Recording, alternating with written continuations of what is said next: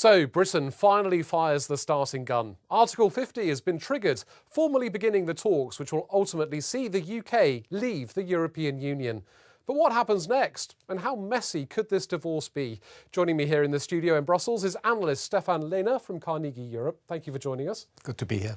So, this isn't going to be a quick divorce, is it? Where do things go from here?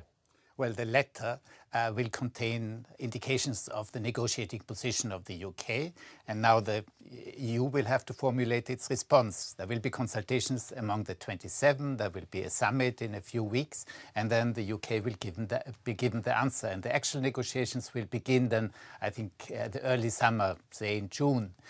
There's very, very little time for an extremely complex negotiating process because Article 50 says clearly that it has to be concluded in 2 years. So in 2 years, the UK will be out.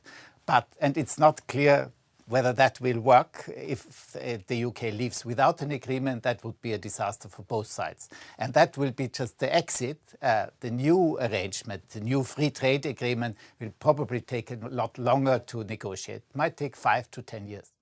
British Prime Minister Theresa May has said she's going to negotiate hard. We've also had the voices here in Brussels and elsewhere in the European Union saying there's not going to be any cherry picking. In reality, how do you think these talks will actually work out? It's going to be incredibly complex and very messy. And it's very clear to EU member states that the UK will have to pay a price for not being any longer in the EU. So having the cake and eating it is not something that's acceptable to the 27. And how much do you think this is about Brussels kind of getting that message out there about all of that? I mean, how much are they trying to put off other countries from exiting the European Union? I mean, France comes to mind, for instance. Well, the interesting thing is following the Brexit referendum, the opinion polls indicate that support for EU membership has gone up in just about every member state. I think the European economy is now recovering.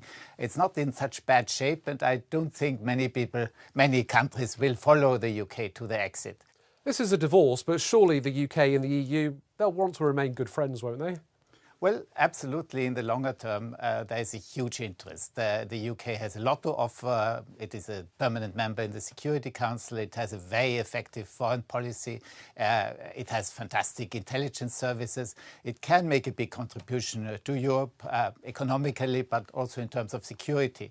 And there is ongoing great interest of all the 27 that the new relationship will be in both sides' interest. So a long road ahead before Britain is finally shown to the EU exit door. Stefan Lehne from Carnegie Europe, thank you very much indeed for your analysis. Thank you very much.